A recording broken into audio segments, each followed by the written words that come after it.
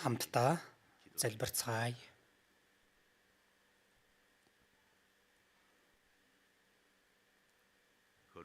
Ариун нэгүүлсэнгүй, инэрэнгүй бидний Бурхан Аав минь алдаа зөрчил гимнүгэл дотроо амьдарч байсан биднийг өрөвдөж цорын ганц хүү Есүс Христийн үнэтэй цусаар загалмай дээр бидний оронд шийтгүүлж бидний гимнүглийг уучлж аварч өгсөн.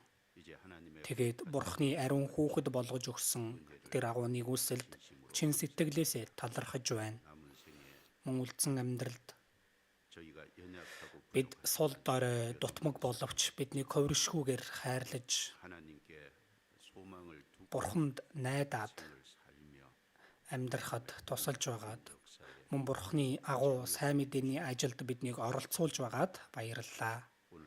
Өнөөдөр ч эзний үнэт цусаар аврагдсан эрхэм махан дүүс маань нэгэн газарт хамтдаа цугларан эзний үгийг сурж эзэн таныг магтан дуулж энэ ариун нөхөрлөлийг хийх боломжийг олгосонд баярлалаа. Энэ цагт эзэн ариун сүнс та өөрөө бидний дунд хамт байж гэрчлэгдэх Бурханы үг хүм болгоны зүрх сэтгэлд ухаарагдаж гүн гүнзгий сийлэгдэхэд та тусалж ажиллаж өгнө үү? Бурханы үгээр та бидний сэтгэлд жинхэнэ тайвширлыг, жинхэнэ амралтыг өгч бидний мэдэх ёстой зүйлийг та мэдүүлж бидний амьдралыг та үгэн дээрээ бат тогтоож үнэн дотор амьдрахад туслаарай. Магад бидний амьдралд Бурханыг харахад алдаа зөрчил, гимнүгэл, зохисгүй зүйл байгаа бол үгийн гэрлийн өмнө бидэнд илчилж өгч эзний цусаар үг болон ариун сүнсний хүч чадлаар цэвэрлэж өгч бид бүхэн илүү баттайгаар амьдрахад туслаарай. Өнөөдөр хамт байхгүй байгаа ахын дүүс хаач байсан зохистой нэгүслээрээ та дүүргэж өгч орон даяар сайн мэдээд хараагдаж байгаа бүхий л газарт та хамт байж эзэн та өөрийн агуу сайн ажлыг хийж үг илүү хүчтэйгээр тунхаглагдахад тэгээд илүү олон сүнс уржимс болон ургахад тусалж Бурхан та алдар магтаалыг аваасай гэж хүсэж байна. Бидний дунд сул нэгэн, дорой нэгэн, янз бүрийн сорилт зовлонд байгаа хүн эзэн та нэг бүрчлэн харж ямар ч тохиолдолд бүдрөхгүй байхад та тусалж эзэн таныг харж үнэн дотор амьдрахад нь та туслаарай. Энэ цагийг эзэн танд бүхнийг даатгаж байна. Биднийг аварч өгсөн эзэн Есүсийн нэрээр залбирлаа. Амен. Магтан дууны баг магтан дуулна.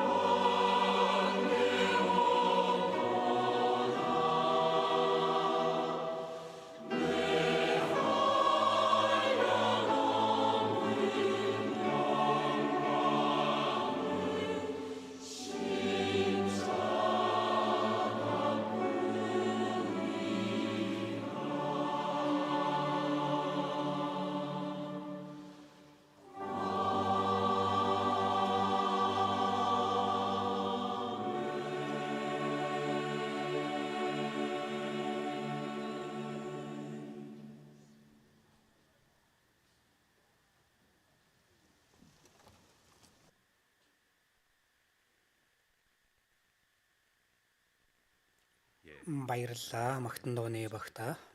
Галаат 3 дугаар бүлгээс хайж олъё. Галаат 3.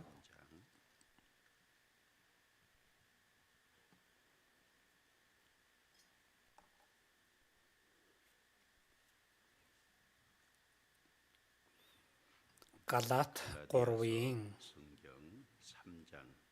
1-ээс авахуулан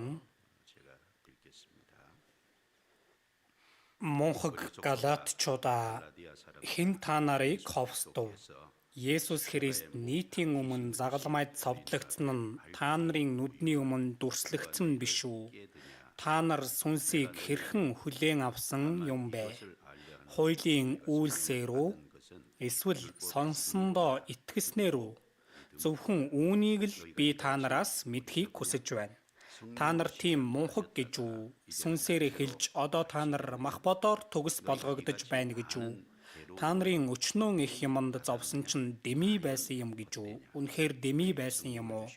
Та нарыг сүнсээр хангаж, та нарын дунд гайхамшигыг үйлддэг тэрээр үүнийг хуулийн үйлсээр үлддэг үү? Эсвэл сонссондоо итгэснээр чинь үлддэг үү? 6 хамт уншия.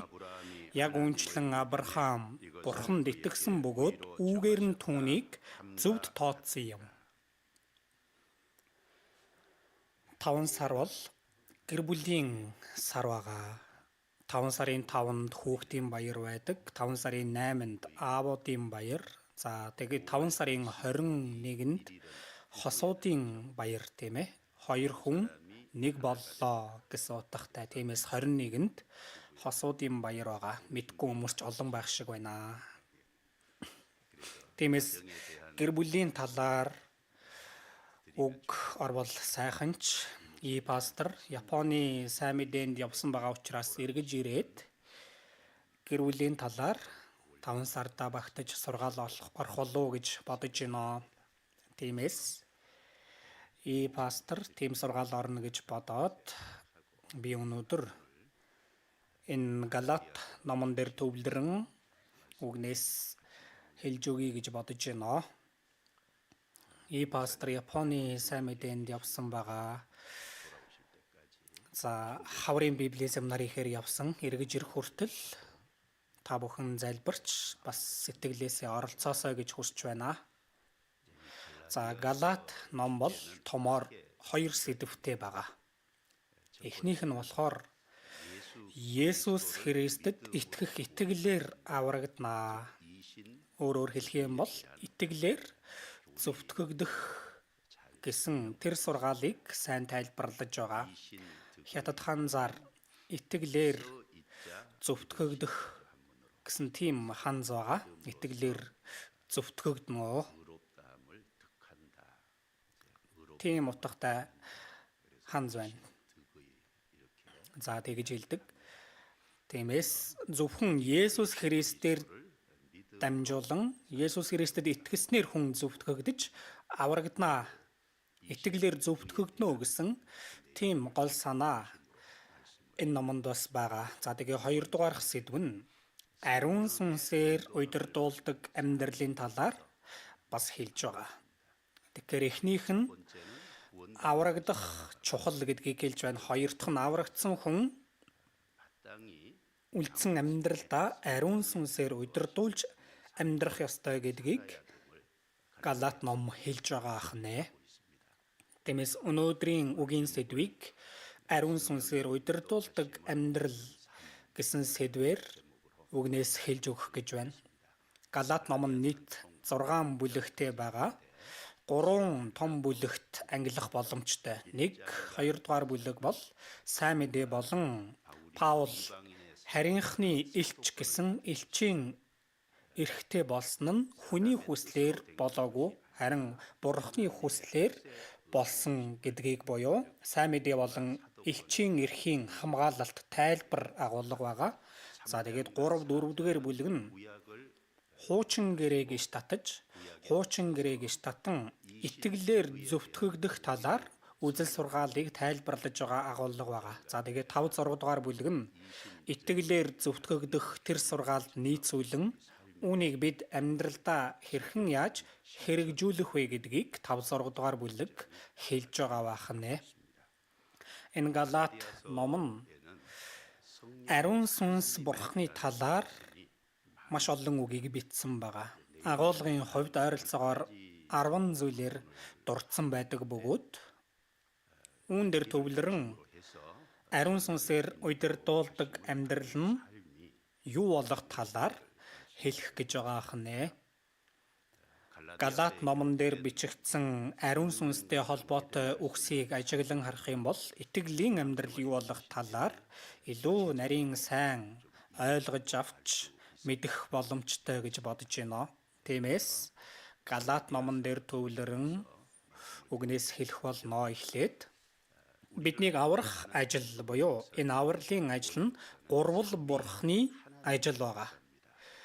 Гурвал нэгэн чанар гэж хэлдэг тийм ээ. Яг үндсэндээ бурхан нэг боловч байр суурь үүргийн хувьд эцэг, хүү, ариун сүнс гэсэн гурван байдлаар илэрхийлэгдэж байгаа. Тиймээс биднийг аврах ажил бол гурвал бурхны хийдэг ажил гэдгийг эхлээд хамтдаа түр бодож үзээд Галаат номыг илүү тодорхой авч үзэх гэж байна.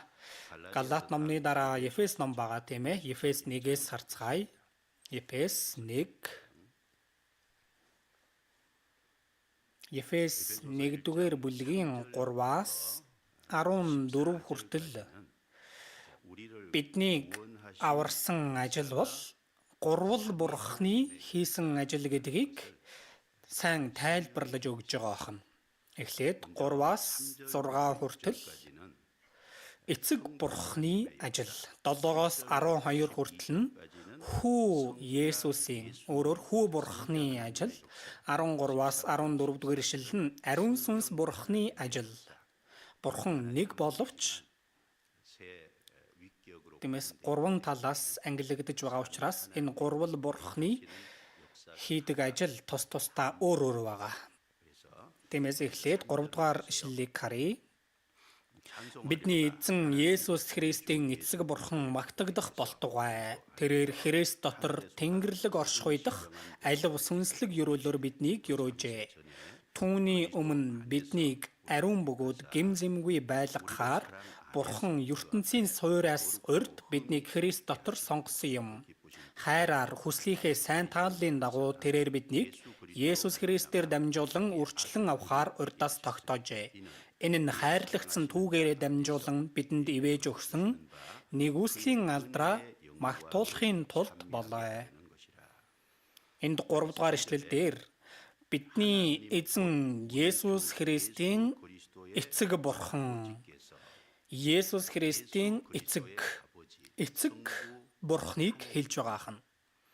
Эцэг бурхны хийсэн ажил нь 4 дугаар ишлэл дээр биднийг Христ дотор сонгосон. 5 дугаар ишлэл дээр хүслийнхээ сайн тааллын дагуу биднийг авахаар урдаас тогтоожээ. За сонгосон, тогтоожээ.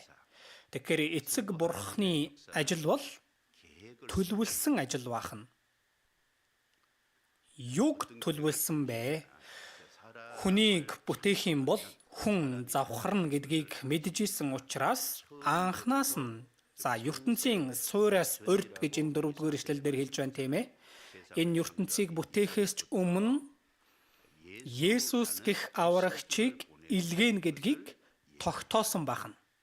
Тэгээд биднийг аврах арга нь Есүсийн загалмайн үхэл болон дахин амьлалаар дамжуулан бидний өмнөөс шийтгэлийг авч цусаа урсгаж бидний эм нүглийг шийднэ гэдгийг урдаас тогтоосон байна. Тэгээд тэгж бэлэн болж гүйцэлдсэн сайн мэдээ тунхаглагдах байдал донд хинч бай гимшиж итгэх юм бол аврагдаж бурхны хүү болно гэдгийг тогтоосон байна. Тэгээд энэ хүүн болсон хүний сүнсэн дотор ариун сүнсийг илгээнэ гэдгийг анхнаасаа тогтоосон байна, төлөвлөсөн байна. Тэгээд аврагдсан хүмүүсийн сүрг болох чуулган бүрэлдэнэ гэдгийг анхнаас нь тогтоосон байна. Тэгээд энэ чуулганаар дамжуулан сайн мэдээ энэ дэлхий даяар тунхаглагдана гэдгийг тогтоосон байна. Гэтэл хувь хүн аврагдана гэдгийг тогтоогоогүй. Хэн аврагдаж, хэн аврагдахгүй байх вэ гэдгийг тогтоогоогүй. Бид тэр эцэг бурхны төлөвлөж хүү бурхны гүйцэлдүүлсэн түүн дотор сайн мэдээг сонсож итгэж аврагддаг байгаа. Бидний хувь хүн тус бүр сонсож итгэж аврагдах мөчөд бурхны тэр төлөвлөсөн төлөвлөгөөн дотор орж ирдэг баахнэ. Өнөөдөр эсний өдрийн үг байгаа гэдэг нь тогтоогдсон байсан тийм ээ. Тэгээд сургаалыг нь бий заана гэдгийг бас тогтоосон байсан. Харин энд оролцох хүмүүс хэн оролцох вэ гэдэг нь тогтоогдоогүй байсан тийм ээ. Би өөрөө оролцох үед энэ төлөвлөгөөн дотор орж ирж байгаатай адил зүй тогтол баахан. Тиймээс эцэг бурхны ажил бол энэ ертөнцийн суураас урьд бидний авралыг төлөвлөсөн нэгнээр энд танилцуулагдаж байна. Тэгвэл хүү бурхан болох Есүсийн үүрэг нь түүний 33 жилийн амьдралаар дамжуулан, өөрөөр хэлбэл загалмайгаар дамжуулан бидний гим нүглийг шийдвэрлэх болно гэдгийг хүү бурхан түүний хийх ажил байсан байна. Тиймээс 7-г хараарай. Түүний нэгүслийн баялгаар түүн дотор цусаар нь бидэнд хамт уншия. Золилт гим нүглийн маань уучлал бий. Алгасаад 12-ыг уншия. Ингэснээр Христэд анх түрүүнд найдсан бид түүний алдрын магтаалын төлөө байх юм аа. Тэгэхээр энд цусаар нь бидэнд золилт гим нүглийн маань уучлал бий. Есүсийн загалмайн үхэл болон дахин амьлалаар дамжуулан цусаар нь бидний гим нүглийг уучлсан нь хүү бурхны ажил байна. Түүний дараа ариун сүнс бурхны ажил бол 13-14 дээр хамт уншия. Түүн дотор та нарч бас үнний үгийг буюу авралынхаа сайн мэдээг сонссон бөгөөд түүнд итгэснээр та нар амлагдсан ариун сүнсээр тамгалагдсан. Тэр нь бурхны эзэмшлийн ард түмний золилт хүртэл бидний өвийн батлан даагч болдог нь түүний алдрыг магтахын тулд юм. Энд чухал үг нь 13 дээр түүн дотор та нарч бас үнний үгийг буюу авралынхаа сайн мэдээг сонссон бөгөөд түүнд итгэснээр түүн дотор түүнд гэж энд давтан гарч байна. Тэгэхээр түүн дотор гэдэг нь ямар агуулга юм болоо? Эцэг бурхны төлөвлөж хүү Есүсийн загалмайгаар дамжуулан цусаа урсгаж гим нүглийг уучлсан түүн дотор бидний хувь хүн тус бүрийн үүрэг бол сонсож итгэх шүү дээ. Тиймээс энд үнний үгийг буюу авралынхаа сайн мэдээг, үнний үг нарийн авч үзэх юм бол хүнийг аварсан сайн мэдээний үг бахан сонсож итгэснээр та нар амлагдсан ариун сүнсээр тамгалагдсан. Тиймээс бид бүхэн сайн мэдээ тараагдах үед тэр сайн мэдээг сонсож сэтгэлдээ итгэх үед амлагдсан ариун сүнсээр тамгалагдсан гэж байна. Тамгалсан гэж энд хэлж байгаа хан. Бид бүхэн бурхны хүүхэд гэдгийн баталгаа болгож биднийг тамгалсан бахан ариун сүнс бидний дотор орж ирснээр. Тиймээс ариун сүнсний хийдэг ажил бол сайн мэдээ тунхаглагдах явцад түүнийг ухааруулах ажил. Ухаарсан хүний сүнсэнд орж ирж тамгалагдах ажил. Энэ бол ариун сүнс бурхны ажил бахнэ. Тиймээс энд 14 дээр тэр нь бидний өвийн батлан даагч болдог гэж хэлсэн. Өв гэдэг нь Деважингийн өвийг өвлөн авах хүний батлан даагчаар ариун сүнс бидний сүнсэнд орж ирсэн гэсэн утгатай байна. 2-р Коринт 1:22 дээрээс харах юм бол зүрхэнд маань сүнсийг барьцаа болгон өгсөн гэж байгаа. 2-р Коринт 5:3-4 дээрээс харах юм бол Есүс дахин ирэх юм бол бидний бие дахин амилнаа. Энэ биеийн батлан даагч болж сүнсийг барьцаа болгон өгсөн гэж хэлсэн байгаа. Түүний хажуугаар ариун сүнс бидний дотор орж ирж биднийг хүү шиг нь өөрөөр хэлбэл Христийн дүрээр өөрчлөгдөх энэ үйл ажлыг ариун сүнс бурхан хийдэг бахан. Биднийг авралт хүргэж биднийг өөрчлөх бүх ажил бол ариун сүнс бурханы хийдэг ажил байна. Эндээс бидний бас нэг анхаарч товч дурдах ёстой зүйл бол ариун сүнс бол мөнхийн сүнс байгаа. Тиймээс Еврей 9:14 дээрээс харах юм бол мөнх сүнсээр гэж гарсан байгаа. Гэтэл Есүс загалмай дээр сайн мэдээг гүйцэхээс өмнө хуучин гэрээний үеийн ариун сүнс болоод шинэ гэрээний үеийн ариун сүнсийг ялгаж дурдж байгаа. Есүс сайн мэдээг гүйцэхийн өмнө буюу хуучин гэрээн дээр ч бас ариун сүнсний талаарх олон үг гарч байгаа. Тэр ариун сүнс бол ажилдаг ариун сүнс байсан. Түр зуур хүний дотор ажиллаж байгаад тэгээд бас гарч явдаг. Ингэж ажиллахын тулд байсан ариун сүнс байна. Харин шинэ гэрээний үеийн буюу Есүс сайн мэдээг гүйцээсний дараа ирсэн ариун сүнс бол бидний сүнсэн дотор оршин суудаг ариун сүнс байгаа. Тийм ялгаатай байгаа. Тэгэхээр хуучин гэрээний үеийн ариун сүнс бол хүний дотор орж ирчээд хүн гим нүгэл хийх юм бол бас гарч явдаг байсан. Тиймээс дуулал 51:11 дээрээс харах юм бол Давид Уриагийн эхнэртэй гим нүгэл хийгээд Уриаг дайны талбар руу явуулж түүнийг үхэлд хүргэсэн. Энэ аллагын гим нүглийг хийснийхээ дараа бурханд хандан залбирахдаа оршихуйгаасаа намайг бүү холдуулаач. Ариун сүнсээ надаас бүү аваач. Ингэж залбирсан байдаг. Яагаад вэ? Ариун сүнс гарч явах боломжтой учраас бүү аваач гэж залбирсан байгаа. Харин шинэ гэрээний үеийн ариун сүнс оршин суудаг ариун сүнс гэсэн тийм ээ. Итгэгч хүн алдаа гаргасан ч гарч явдаггүй. Тиймээс Иохан 14:16-17 гарах юм бол би эцгээс гуйхад тэр та нарт өөр туслагчийг өгнө.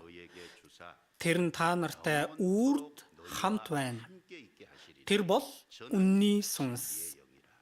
Тэр та нартай хамт байх бөгөөд та нарын дотор гэсэн тийм ээ. Та нарын дотор байна. Аврагдсан хүний дотор зоёлтыг ухааруулж орж ирсэн энэ ариун сүнс бол мөнхөд түүний дотор хамт байдаг байх нь. Итгэгч хүн ертөнцийг хайрлах юм бол харддаг байх нь. Тэгээд бас буруу амьдрах юм бол Эфес 4 дээрээс харах юм бол ариун сүнс гашууддаг гэсэн байгаа. Бид ойлгомжтой хийх ёстой зүйлээ хийхгүй байх юм бол жоохон хүүхэдчиг үйлдэл гаргах юм бол ариун сүнс бидний дотор ёолдог гэсэн байгаа. Харддаг, гашууддаг, ёолдог ч гэсэндээ гарч явдаггүй байна. Бидний авралд яагаад алдагдахгүй вэ? Ариун сүнс нь гарч явдаггүй учраас. Ариун сүнс гарч явбал аврал алдагдана. Гэтэл аврагдсан хүний дотор орж ирсэн ариун сүнс гарч явдаггүй байна. Тиймээс аврал алдагддаггүй байна. Тиймээс гурвал бурхны ажил байна. Хуучин гэрээний үеийг эцэг бурхны үе гэж хэлдэг. Тэгээд Есүсийн 33 жилийн амьдрал үүнийг хүү бурхны үе гэж хэлж байгаа. Түүний дараа Есүс одсны дараа эцэг болон хүүгийн нэрээр ариун сүнс ирсэн. Тиймээс шинэ гэрээний үеийг ариун сүнс бурхны үе ингэж Библи хэлж байгаа. Тиймээс шинэ гэрээний үеийг харийнхны үе, за өөрөөр нэгүслийн үе, бас өөрөөр чуулганы үе, бас нэг чухал үг бол ариун сүнс бурхны үе ингэж бас дууддаг байна. Ингэснээр бид бүхэн ариун сүнсний ажил юу болохыг, бас ариун сүнсээр удирдуулдаг амьдрал нь юу болох талаар мэдэж авч тэр ажилд оролцож ариун сүнсний удирдлагыг авахыг чин сэтгэлээсээ хүсэх хэрэгтэй байна. Тиймээс түүнийг ойлгоход амар ном бол Галаат номон дээр энэ ариун сүнсний талаар 10 гаруй удаа дурдан хэлсэн байгаа учраас Галаат номон дээр бичигдсэн дараалалаар нь ариун сүнс бурхны талаар бид нар судалж үзвэл итгэлийн амьдрал юу болох талаар, ариун сүнсээр удирдуулдаг амьдрал нь ямар амьдрал гэдэг талаар илүү тодорхой мэдэж авах боломжтой. Үзэл баримтлал сургаалын агуулга боловч чухал учраас энэ цагт хамтдаа нэг бодож үзье. Галаат 3 дугаар бүлэг. Галаат 3 үндсэн үг рүүгээ буцъя.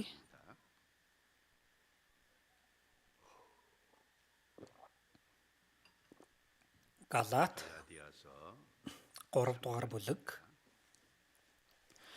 1-р Ариун сүнс бурхны талаар дурдсан агуулга 3:1-6 дээр гарч байгаа. 2 дугаар ишлэл дээр та нар сүнсийг хэрхэн хүлээн авсан юм бэ? Хуулийн үйлсээр үү эсвэл сонссондоо итгэснээр үү?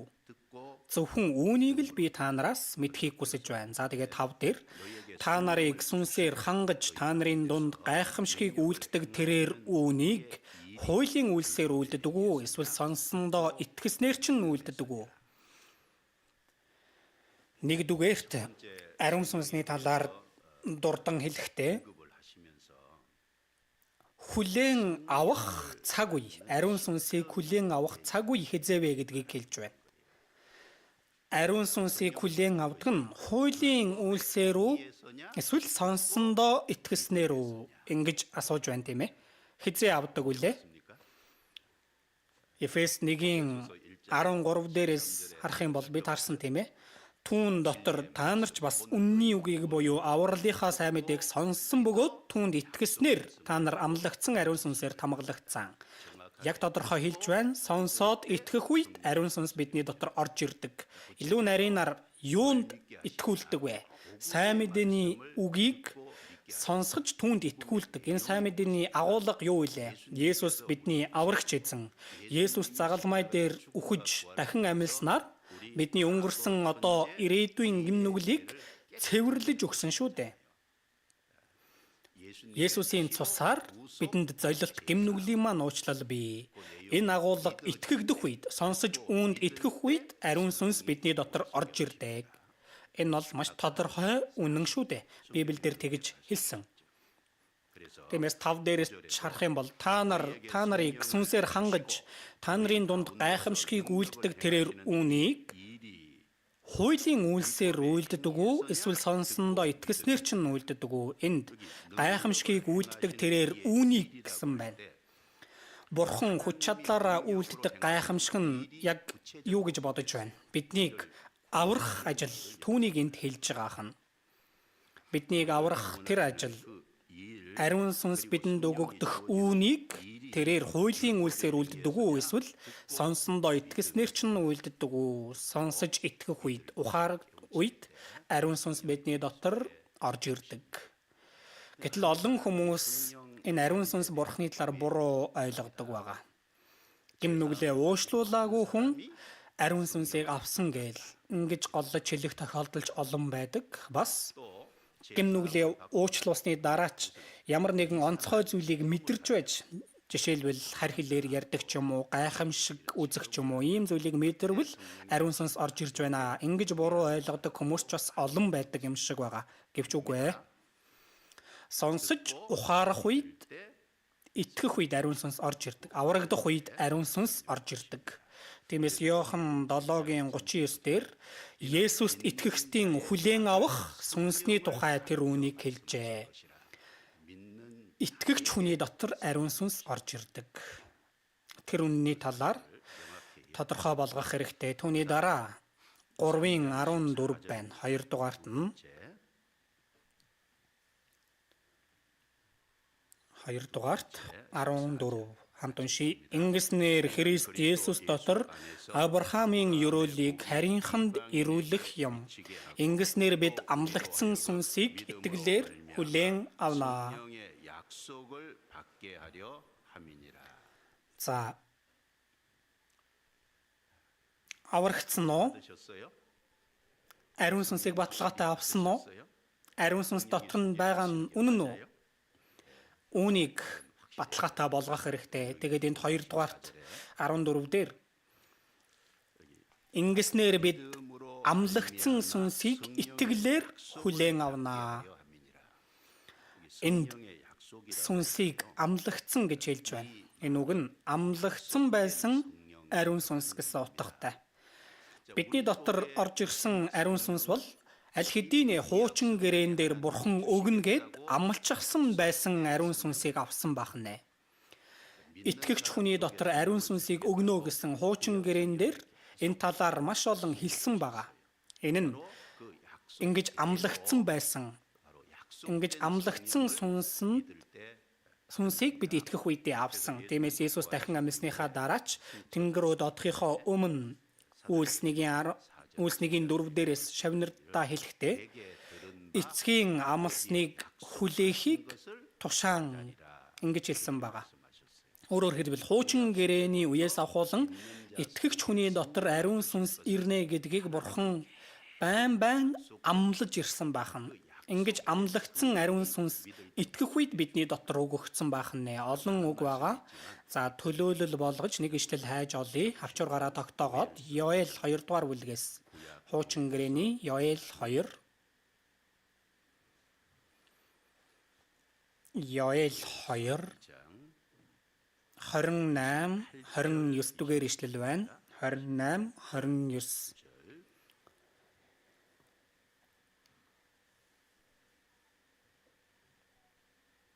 Йоэл 2-ын Йоэл ном хаана байгааг мэдэхгүй бол Йоэл иш үзүүлэгч гомдно шүү.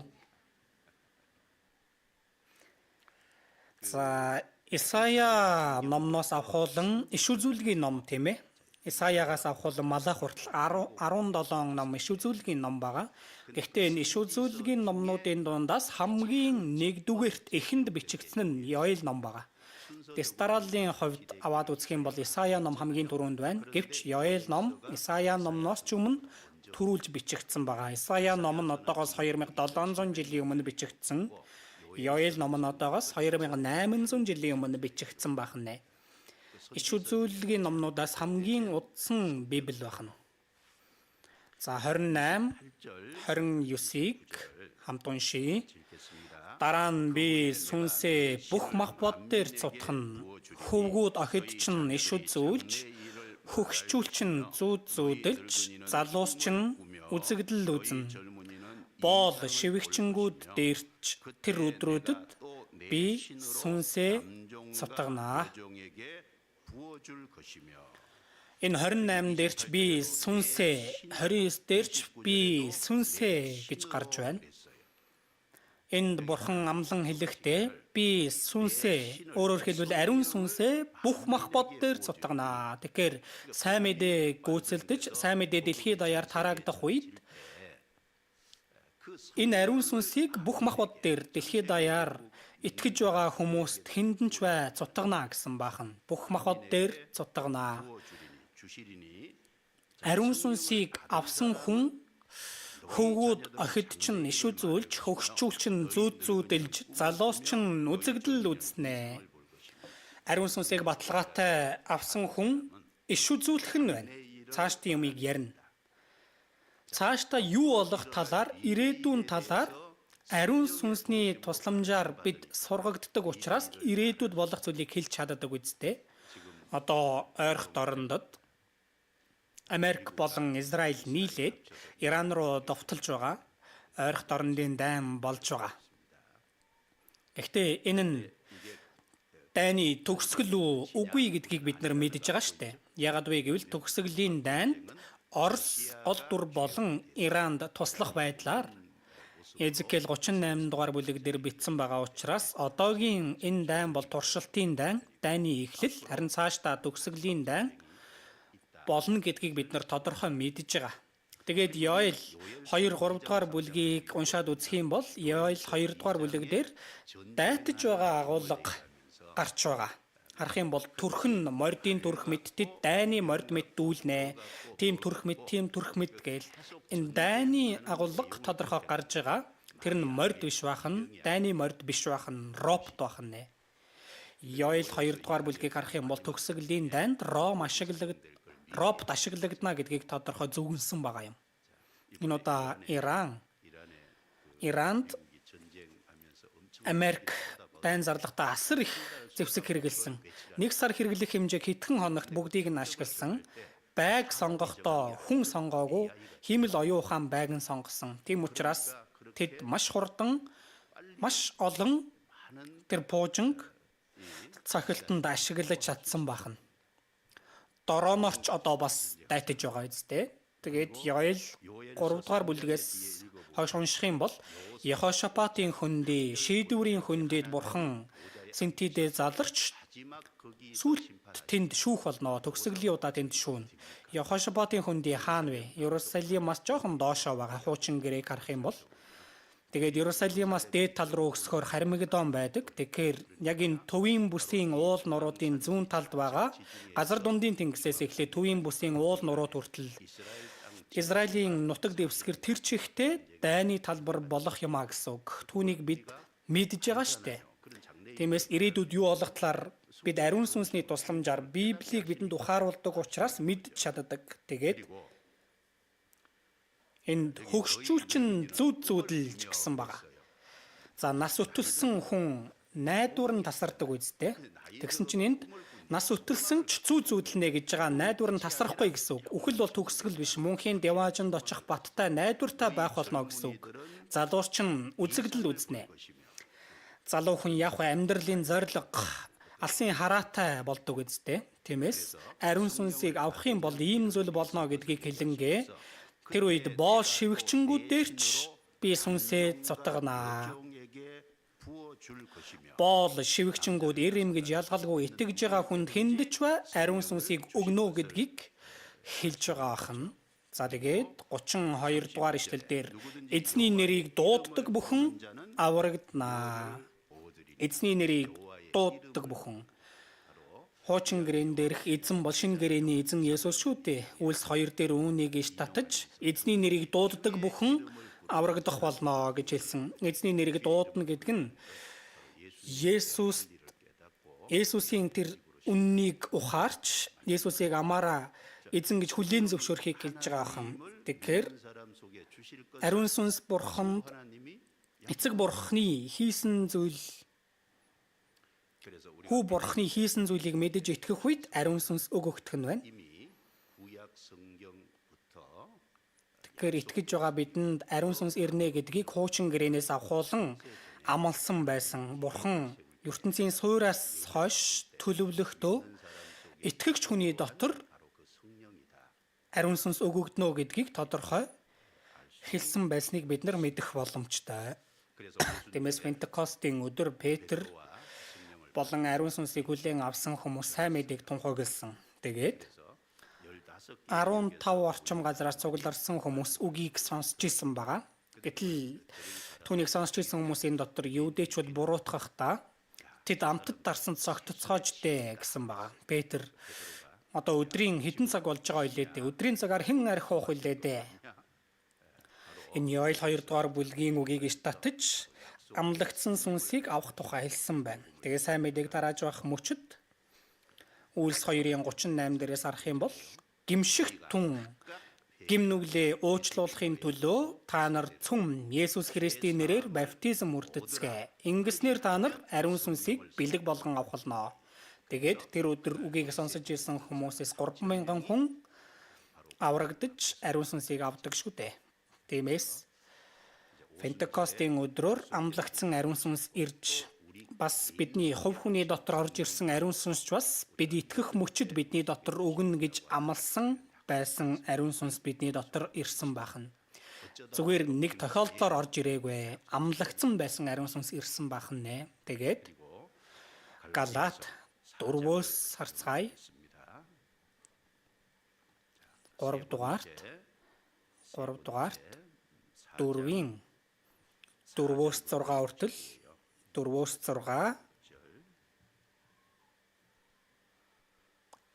6 хамт уншия.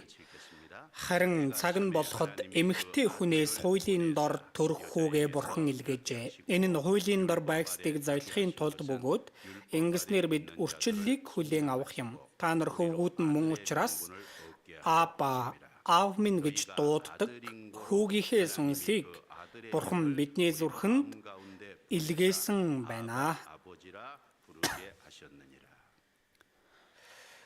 Аврагдсан хүний дотор орж ирсэн ариун сүнс бол эцэг бурхны хүү Есүсийн сүнс учраас, өөрөөр хэлбэл хүүгийн сүнс бидний дотор ирсэн учраас бид ч бас бурхныг аава гэж дуудахаар болсон байна.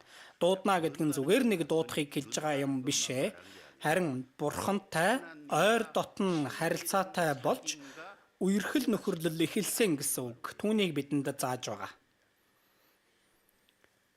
Энэ Галаат 3-4-р бүлгийн агуулгыг дурдан тайлбарлах юм бол Галаат 3-р бүлгийг харах юм бол хуучин гэрээг иш татаж нэгүслийн сайн мэдээг тайлбарлаж байгаа тийм ээ. Тиймээс Бурхан Есүс ирэхээс 2000 жилийн өмнө Авраамд ёруулийн үндэс болох болно гэж хэлсэн. Тэгээд энэ дэлхийн бүх улс үндэстэн чамаар дамжин ёроогдох болно гэж хэлсэн байсан шиг одоо хинч ба Авраам итгэж зөвтгөгдсөн шиг итгэгч хүн нь Авраамтай хамт ёроолыг авахар болсон. Хариун дэстэн болох бид ч бас түүнд оролцох болсон. Түүнийг хэлж, түүний дараа 2 дугаарт нь Авраамд хэлсэн амлалт тэр нэгүслийн гэрээ эхлээд өгөгдсөн биз дээ. Тэгээд Израиль үндэстэн Египтэд очиж Египтэд 430 жил байсан. Түүний дараа гарч ирэхэд Бурхан Синай уулан дээр хуулийг өгсөн байгаа. Дарааллыг нь харах юм бол ямар байна? Эхлээд нэгүсэл өгөгдөж, тэгээд хууль өгөгдөж байгаа. Тэгвэл энэ хууль гэх зүйл бол нэгүслийн гэрээг хүчингүй болгох үгүй гэж байгаа. Хүний гэрээ байлаач гэсэндээ хэдийн батлагдсан л бол хүчингүй болгох нь хэцүү тийм ээ. Тэгвэл энэ нэгүслийн гэрээг өгчхөөд ягаад хуулийг хожим нь дахиад нэмэлтээр өгсөн бэ? Энэ нь нэгүслийн гэрээг хүчингүй болгохын тулд биш, харин нэгүслийн гэрээг илүү бат бөх тогтоохын тулд өгсөн бахан. Түүнийг хэлж байгаа. Ямар үг вэ? Нэгүсэл итгэгдий гэвэл, зоёлолт итгэгдий гэвэл эхлээд гимнүглийг ухаарах хэрэгтэй үсттэй. Хуулийг өгсөн шалтгаан нь гимнүглийг ухааруулахын тулд. Өөрөөр хэлбэл Есүсийн гүйцэлсэн сайн мэдээ Христ рүү ойртуулахын тулд нэмэлтээр өгсөн гэж байгаа хан. Тиймээс энэ гэрээ болон хууль адил зорилготой байна. Ялангуяа нэгүслийн гэрээ бол нэгүслийг өгсөн, нэгүслийг өгөх гэрээ байгаа. Хууль бол тэр нэгүслийг зорилго болгосон боловч үнэндээ нэгүслийг ухааруулахын тулд эхлээд гимнүглийг ухааруулах гэсэн нэг хэсгийг л хариуцсан бахан. Ингэж хэлж байгаа.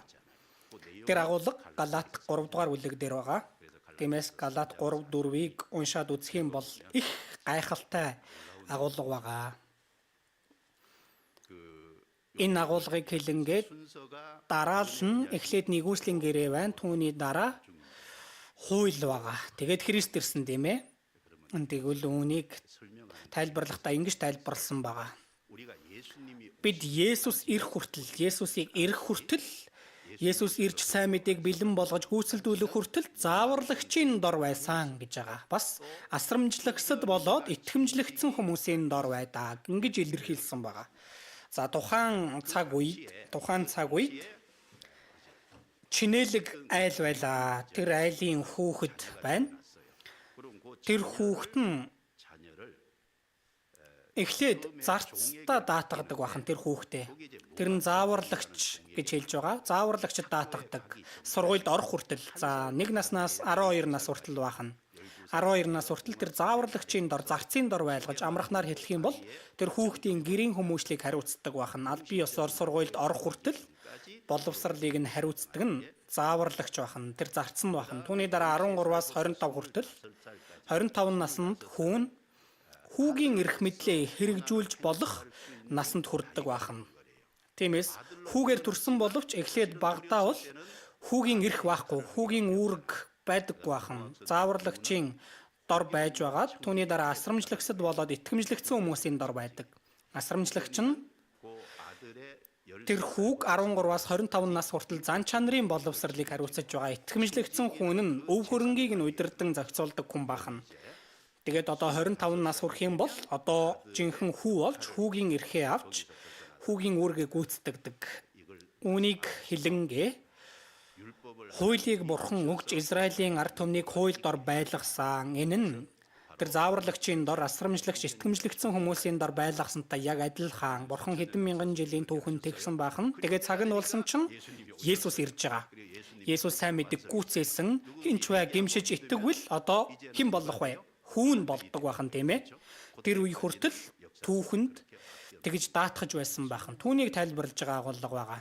Тиймээс 4-р ишлэл дээр харвал цаг нь болоход одоо цаг нь болсон эмэгтэй хүнээс хуулийн дор төрөх хүүгээ бурхан илгээжээ. Энэ нь хуулийн дор байгстыг золихын тулд хамт уншия. Ингэснээр бид үрчлэлийг хүлээн авах юм аа. Тиймээс түүхийн хувьд ч аваад үзвэл тэгээд хуулийг өгсөн тэр үеэс авахуулан Есүсийг ирэх үе хүртэл зааварлагчийн дор байлгаж асрамжлагч итгэмжлэгдсэн хүмүүсийн дор үнэндээ байсан байна. Бидний хувь хүн тус бүрч бас адилхан байгаа. Аврагдахынхаа өмнө бид эхлээд хуулийн дор байсан байна. Түүгээр дамжуулан гим нүглээ ухаарч одоо Есүсээр дамжуулан сайн мэдээг ухаарч сайн мэдээг сонсоод итгэж хүүн болсон тийм ээ. Үрчлэлийг хүлээн авсан. 6 хамт уншия. Та нар хөвгүүд нь мөн учраас Аба, Аав минь гэж дууддаг. Хүүгийнхээ сүнсийг Бурхан бидний зүрхэнд илгээсэн байна. Аврагдах юм бол аврагдлаа гэх юм бол байр суурь статус нь Бурханы хүү болж өөрчлөгдөж байгаа хүмүүсээ. Энэ ямар гайхалтай зүйл болоо. Би тэнгэр газрыг бүтээсэн Бурханы хүү болсон гэж байгаа. Үнэхээр гайхалтай зүйл. Тиймээс Иохан 1:12 дээрээс харвал харин өөрийг нь хүлээн авсан болгонд өөрийнх нь нэрд итгэгчдэд Бурханы хүүхэд болох эрхийг тэр өгөв. Тэгэхээр Бурханы хүү болсон эрх одоо сайн мэдрэгдэхгүй байгааз. Одоо сайн мэдрэгдэхгүй байгаа ч эзний өмнө очиод үзвэл Бурханы хүү гэж байгаа энэ нэрх ямар гайхалтай агуу зүйл болохыг тухайн үед ухаарах болно. Тэгээд Ром 8:17 дээрч бид хүүхдүүд нь юм бол өв залгамжлагчд нь бас мөн Христийн хамтран өв залгамжлагчд юм аа гэж хэлсэн. Бид Бурханы хүү юм бол өв залгамжлагч байх нэ. Ялангуяа Христтэй хамтран өв залгамжлагч, Христийн хамтарсан өв залгамжлагч ингэж хэлж байгаа. Тиймээс одоо хүүгийн байр суурь зэрэг дэвийг олж авсан. Тэгвэл хүүгийн сүнс, ариун сүнс бидний дотор орж ирсэн учраас одоо бид бүхэн Бурханыг Аба буюу Аав минь ээ гэж дууддаг болж байгаа байна. Багасаа бид нар Аавыгаа Аава гэж дууддаг тийм ээ. Дуудна гэж байгаа нь ойр дотн үерхэл нөхөрлөл эхэлсэн гэдгийг хэлж байгаа. Хүмүүсээ аврагдлаа. Аврагдангууд үнэндээ Бурхантай ойр дотн харилцаатай болж үерхэл нөхөрлөл эхэлдэг байна. Ойр дотн үерхэл нөхөрлөл эхэлсэн байхад аврагдсан хүн түүнийг мэдгүй гэж болохгүй үстэй. Эзэн биднийг аварч өгөөд ариун сүнс болох хүүгийн сүнс бидний дотор ирж Бурхантай биднийг үерхүүлж нөхөрлүүлж байна. Гэтэл үүнийг мэдгүй бол их хохирж байгаа явдал болно үстэй. Иохан 1-р Иохан 1 байна. 1-р Иохан 1:3.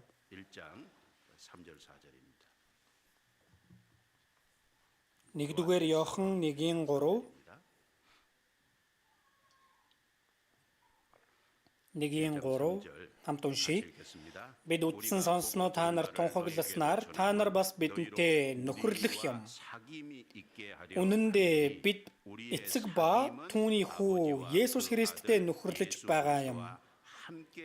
Баяр баясгалангаа гүйцэд болгоё гэсэндээ бид үүнийг бичлээ. Эндээс харах юм бол бидний нөхөрлөл аврагдсан хүн энэ бид гэдэг дотор багтаж байгаа. Эцэг бурхан болоод түүний хүү Есүс Христ хүү бурхан болоод бид хамтдаа эцэг бурхан тэгээд хүү Есүс тэгээд бид гэж байгаа аврагдсан хүмүүс хамтдаа хийж байгаа нөхөрлөл эхэлсэн байна.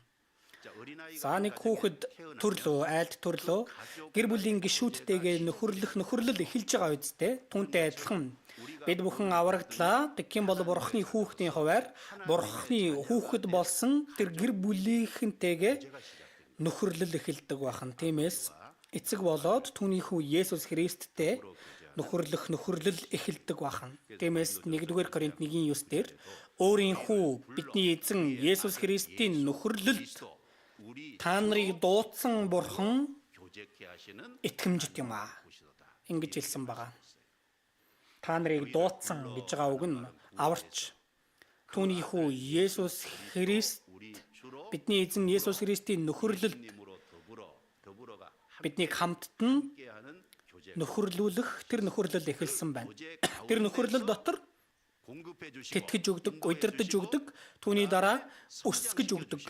Тэр байдал донд биднийг батжуулж, тэр байдал донд биднийг Бурхны хүслийн дагуу хэрэглэж, тэгээд биднийг Бурхны хүү шиг бүтээдэг бахан. Эзэн дахин ирэх хүртэл тэр дотор, тэр нөхөрлөл дотор биднийг батжуулж явдаг бахан. Тиймээс зөвхөн эзний өдрийн үг лав гаригийн үгээ сонсоод явж иж болохгүй. Эзний өдрийн үг лав гаригийн үгээ сонсохгүй бол бүр том асуудал. Эзний өдрийн үг лав гаригийн үгээ сонсоод зогсохгүй бас өөрөө би нөхөрлөлд оролцох хэрэгтэй байна. Тэгж байж л энэ нөхөрлөл явагдана үсттэй. Хамтдаа цугларч байж л нөхөрлөл явагдана. Гэр бүлийнхэн хамтдаа байхгүй бол яаж нөхөрлөх юм бэ? Тиймээс хэсгийн нөхөрлөлдөө ч оролцож, дүүргийн нөхөрлөлдөө ч оролцож, залуучуудын нөхөрлөлдөө ч оролцож, багийн нөхөрлөлдөө ч оролцож би өөрөө нөхөрлөлдөө очих хэрэгтэй байна.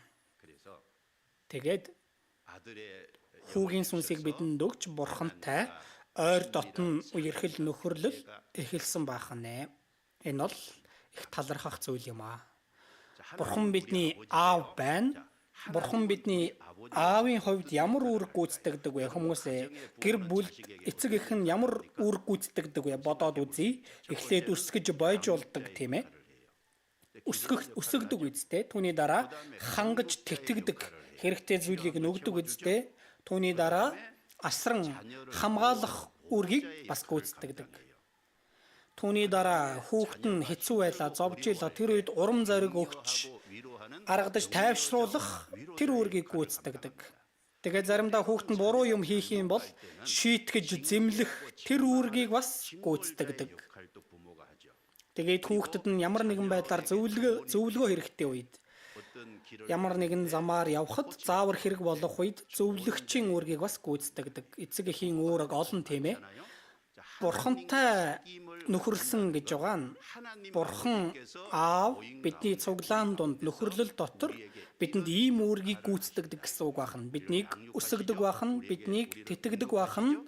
Тэгээд биднийг хамгаалж халамжилдаг байна. Тэгээд биднийг урамшуулдаг, тайвшруулдаг, заримдаа биднийг шийтгдэг. Тэгээд заримдаа зөвлөгч болох үүргийг ч гүйцэтгэдэг. Ингэж биднийг Бурханы хүүхдээр өөрчилж бүтээдэг. Тэгвэл бидэнд хэрэгтэй зүйл байх юм бол аавтайгаа зөвлөлтөд болно үстэй. Тиймээс залбирахад болох нэ. Тэгээд Бурханы тусламж гарцаагүй байх нэ. Тэгвэл Бурхантай нөхөрлөхийн тулд бидний зүгээс хийх ёстой зүйл юу болоо? Бидний зүгээс гэрэл дотор алхах ёстой. Энд 1-р Иохан 1:5-аас за нөхөрлөл явагдгийг үл Бурхан бол гэрэл тийм ээ. Бид ч бас гэрэл дотор алхаж байж хэвийн нөхөрлөл явагдах нь байна. 5-аас ахуулан уншия. Бурхан бол гэрэл, түүний дотор харанхуй огт үгүй гэдэг нь бидний түүнээс сонсон мэдээ бөгөөд та нар тунхаглаж байна. Бид Бурхантай нөхөрлөдөг гэж яриад харанхуйд алхахаас бид худал хилдэг, үннийг үйлддэггүй гэсэн үг. Харин тэр гэрлийн дотор байдагчлан бид гэрлийн дотор явбал бид бие биетэйгээ нөхөрлөж түүний хүү Есүсийн цус биднийг бүх нүглээс цэвэрлдэг юм аа. Цэвэрлдэг ажээ. Нэг бүрчлэн гим нүглээс аажмаар тусгаарлагддаг бахан тийм үг. Бодит амьдрал донд бидний хийх ёстой зүйл бол энэ нөхөрлөл явагдахын тулд бид ч гэрэл дотор алхах ёстой гэсэн үг байна. Гим нүгэлтэй чигээр байвал, гим нүгэлтэй амьдарч байвал Бурхантай нөхөрлөдөг гэж ивэл тэр нь ходол үг. За тэгээд 4-дүгээрт Галаат 4:28-ыг харъя. Галаат 4:28. 29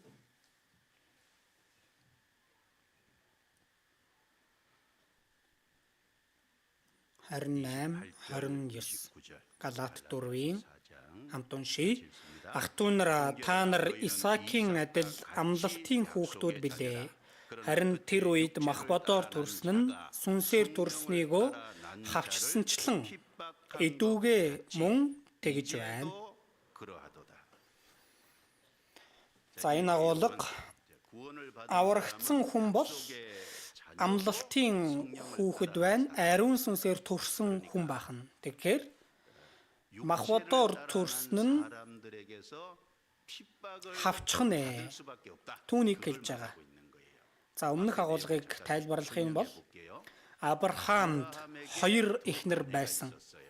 Нэг нь Сара, нэг нь Хагар. Бурхан Авраамын эхнэр Сарагаар дамжуулан хүүхдийг өгнө гэж амласан. Амлсныхаа дагуу Эхлэл 21-р бүлэг дээрээс харвал Исаакийг өгсөн байгаа. Тиймээс Исаак бол Бурханы амлалтаар дамжин төрсэн амлалтын хүүхэд байна. Энэ Исаакийн дүр төрх нь нэгүслийн амлалтанд үндэслэж итгэх юм бол аврагдана гэсэн тэр амлалтаар аврагдсан хүн, ариун сүнсээр төрсөн хүний дүр төрх бахан Исаак бол. За бас нэг хүн байгаа тийм ээ. Хагар байсан. Хагарыг авч Авраам Ишмаилыг төрүүлсэн. Ягаад тийм үйлдэл хийлээ? Халдын ураас гарч ирэхэд ойролцоогоор Харанаар дамжин Канаан нутагт ирэхэд Харанаас хөдлөх үед 75 настай байсан.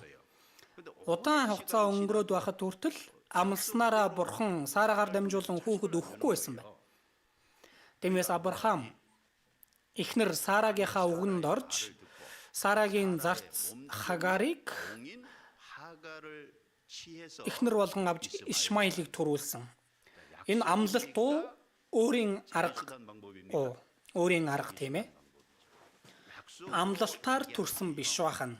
Өөрийн махбодын арга замаар дамжуулан Ишмаилыг төрүүлсэн байгаа. Энэ юу хэлж байна? Энэ Ишмаил нь хуулийн үйлсээр Деважин руу явах гэж оролдож байгаа аврагдаагүй бүхий л хүмүүсийг илэрхийлж байгаа бас нэгэн сүүдэр бахан. Тиймээс энд ингэж хэлсэн байна. 28 дээр ах トゥ нараа та нар Исаакийн адил амлалтын хүүхдүүд билээ. Аврагдсан хүн бол Бурханы амлалтанд үндэслэн амлалтанд итгэж аврагдсан учраас амлалтын хүүхдүүд бахан нэ. Тэгээд ариун сүнс бидний дотор орж ирсэн учраас ариун сүнсний ажиллаар болсон учраас сүнсээр төрсөн хүн гэж хэлж байгаа. За гэтэл аврагдаагүй Адам дотор харьяалагж байгаа олон хүмүүс байгаа. Адам дотор байгаа бүр итгэдэггүй хүмүүс бас байна. Түүнээс гадна итгэдэг гэж байгаач хуулийн үйлсийг дагаж өөрийн арга замаар Деважин руу явах гэж оролдож өөрийн зөвхт байдалд итгэж Деважин руу явах гэж оролдож байгаа бүхий л хүмүүс махбодоор төрсэн хүн гэж энд хэлж байгаа юм. Энэ нь махбодоор төрсөн нь амлалтаар төрснийгөө хавчсан багц тийм ээ. Тиймээс Эхлэл 21 дээрээс харах юм бол Ишмаил Исаакийг зодсон. Түүнийг зан хэлж байгаа. Махбодоор төрсөн нь амлалтаар төрснийгөө жинхэнэ өвлөгчийг зодсон бахан. Эхлэл 21 дээрээс харвал юу гэсэн бэ?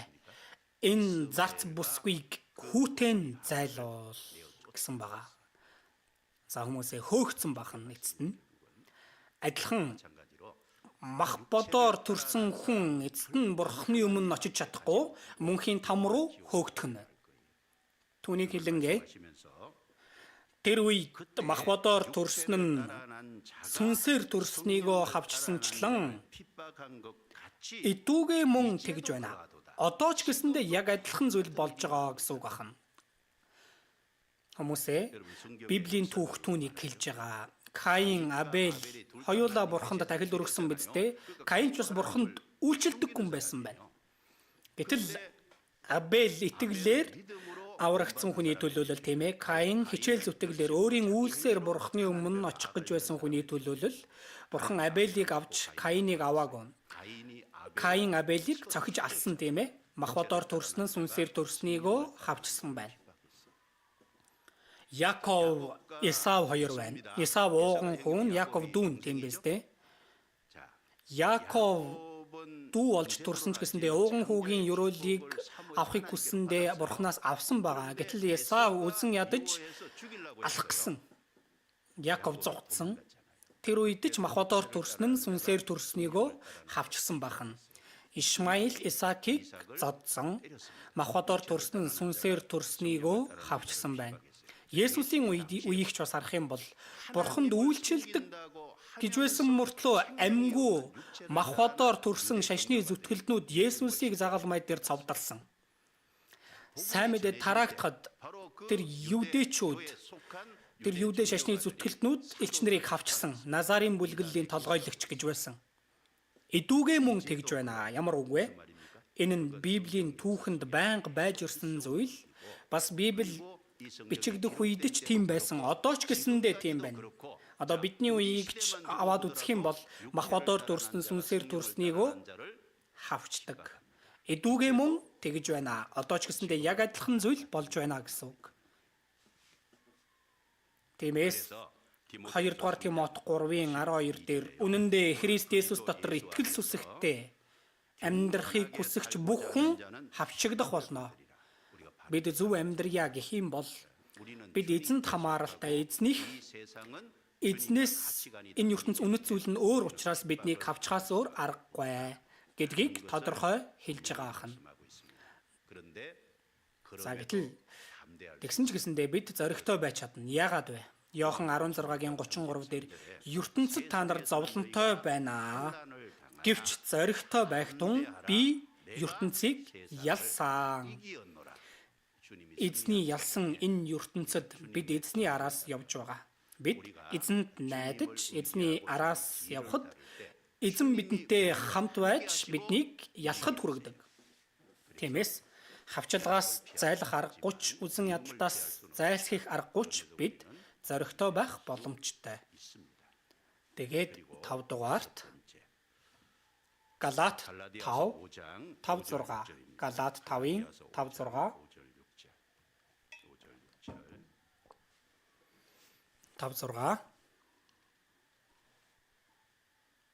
Галаат 5-ын 5-6 хамт уншийе. Учир нь бид сүнсээр дамжуулан итгэлээр зөвхт байдлын найдварыг тэсэж ядан хүлээж байна. Хоцлуулах эсвэл эс хоцлуулахын аль нь ч Христ Есүс дотор чухал биш, харин хайраар дамжин ажиллаж буй итгэлэл чухал. За энийг хараарай.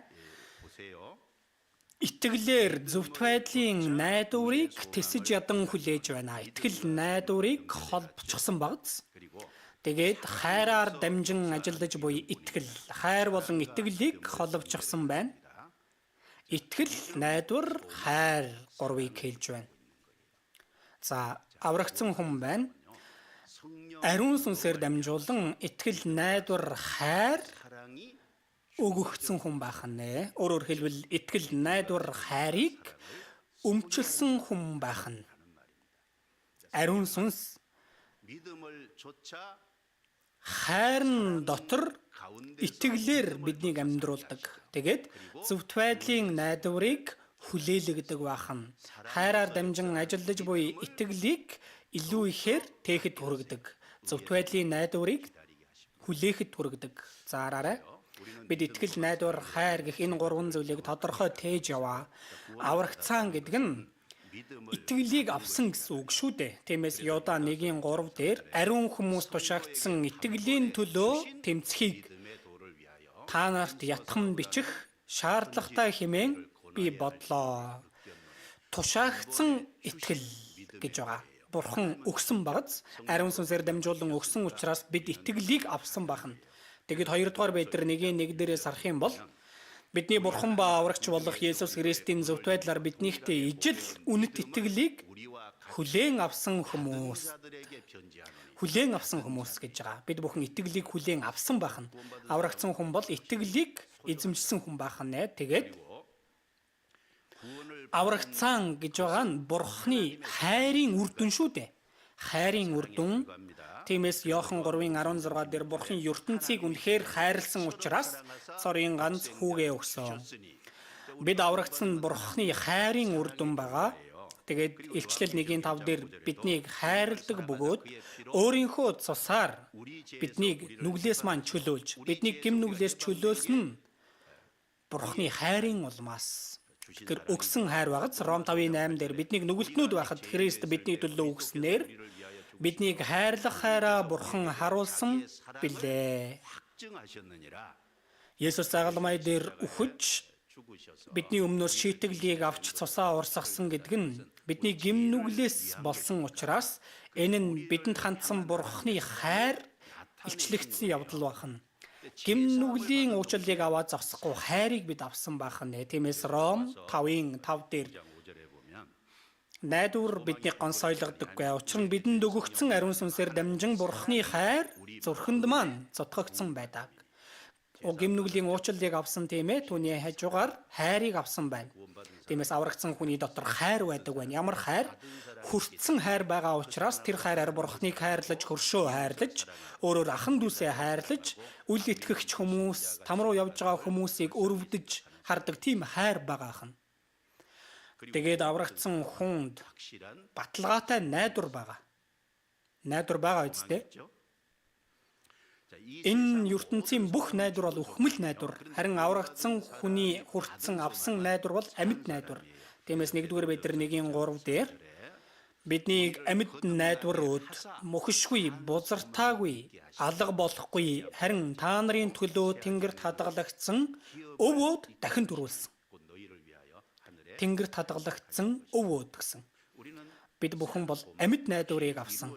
Баттай биелэгдэх найдварыг авсан байна. Тиймээс Галаат 5 дээрч зөвхт байдлын найдварыг тесэн ядан хүлээж байна гэсэн. Зөвхт байдлын найдвар гэж юу вэ? Зөвхт найдвар байна.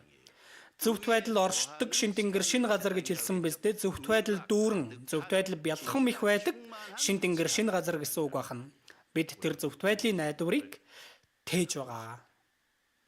Найдвар биднийг бат бөх байлгаж, төвчээртэй байхад хүргэдэг оосор утас болдог байна. За нэг алдартай уран зураг байдаг. Фредерик Ватс гэх хүний зурсан найдвар гэх нэртэй алдарт бүтээл бий. Дараа нь интернетээс нэг хайгаад үзээрэй. Харах юм бол дэлхий дээр нэг эмэгтэй сууж байгаа. Хувцс нь урагдаж, илэгдсэн, ноорхоо хувцастай. Тэгээд нүдэн тэр чигтээ болттой байгаа. Сохор гэсэн үг үстэй. Тэгээд цээжин дээр нэг ятга барьж байгаа. Гэтэл тэр ятганых нь чавхтас бүгд тасарч, ганцхан чавхтас үлдсэн. Тэр нь ямар чавхтас вэ? Найдварын чавхтас. Тиймээс тэр бүтээлийн нэр найдвар. Бүгд тасарсан ч ганц найдвар л байвал тэсэж чадна гэсэн үг. Боддоор Еврей 6:19 дээрээс харвал энэхүү найдвар бидэнд сэтгэлийн зангуу мэт бөгөөд найдвартай хөдөлгөөнгүй ягаад хөшигний дотор нэвтрэн ордог. Хөшигний дотор Бурхны байгаа газар байна. Бид Бурхны байгаа мөнхийн деваажинд очих хүртэл найдвартай хөдөлгөөнгүй итгэлээр амьдарч байгаад орох нь найдвар байгаа учраас. Хүмүүсээ хөлөг онгоц далайн шуурганд өртсөн ч хөдлөшгүй байхад тусалдаг зүйл бол баттай тогтоодог тэр зангуу шүү дээ. Тиймээс найдвар бол тэр зангуутай адил өөрийг гүйцэтгэдэг гэж хэлж байгаа юм. Эзэн дахин ирнэ. Бид эзний царайг харнаа. Бидний тэгтлийг хүсэн хүлээж байсан мөхшгүй, бозартаагүй, алга болохгүй мөнхийн деваажин хайраар дүүрэн тэгээд Бурхны цог жавхлан бялхам их байгаа тэр газар руу бид орноо. Зөвхт байдал дүүрэн тэр газар руу бид орно. Бидэнд тэр найдвар байгаа шүү дээ. Найдвар байгаа учраас тэсдэг. Зөвхт байдлын найдварыг тэсэж ядан хүлээж байна гэж хэлсэн.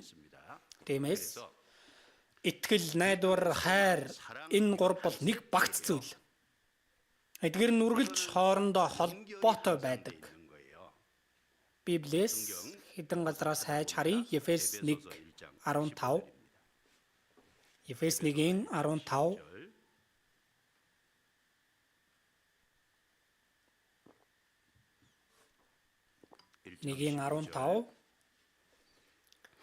Эзэн Есүст итгэх та нарын итгэл болон бүх ариун хүний төлөө гэсэн хайрын чин тухай би сонссон тул энэ шалтгааны улмаас залбиралдаа та нарыг дурсахдаа та нарын төлөө талархтаа зогсоох бай.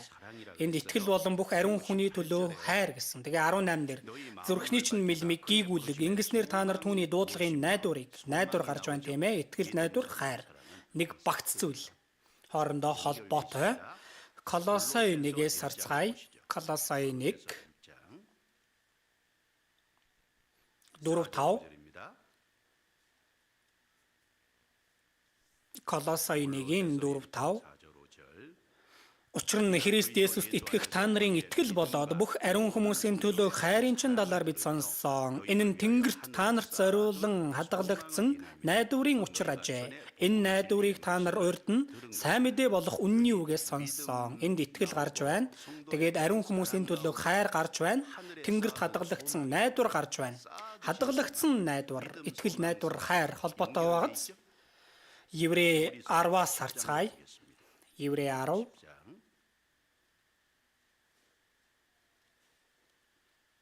Еврей 10-ын 22-25 хүртэл 22 хилэнцэд мөс чанараас цэвэрлэгдэхийн тулд зүрхэндээ цусыг нь засуулж бие ариун усаар угаалган итгэлийн дүүрэн баталгаатай үнэн зүрхээр түүнд ойртон очицгаая.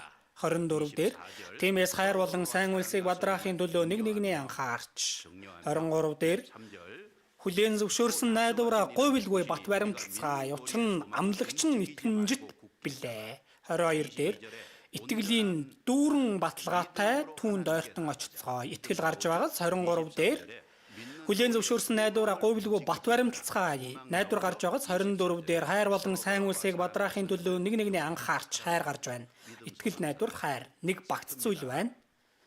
1-р Петр 1:3. 1-р Петр 1:3.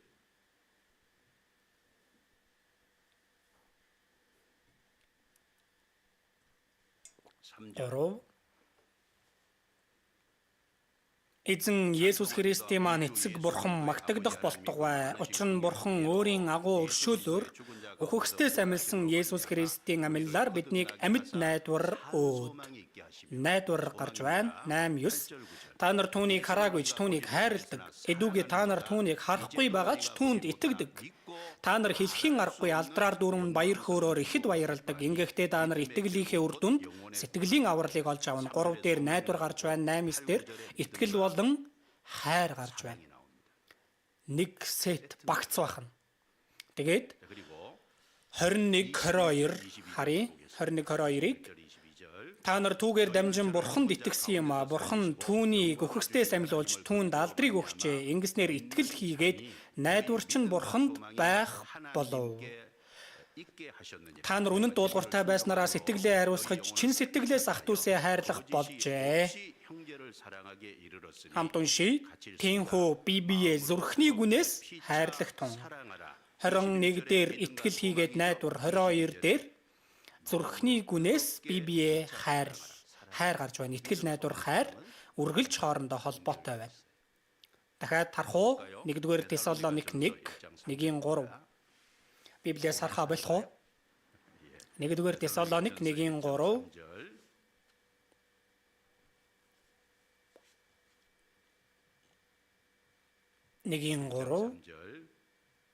Бидний бурхан бөгөөд эцгийн өмнө та нарын итгэлийн үйл хайрын хөдөлмөр хийгээд эзэн Есүс Христ дэх тууштай найдварыг чинь байнга сандааг. Итгэл, найдвар, хайр. Итгэл бол үйлсийг гаргадаг. Хайр хөдөлмөрлөхөд хүргэдэг. Найдвар төвчж тууштай байхад хүргэдэг үстэй. Нэг багц бахна. Аврагдсан хүний дотор итгэл, найдвар, хайр багцаараа байдаг. Өмчилж байдаг бахна. Дахиад нэг ишлэл хайж олъё. 1-р Коринт 13.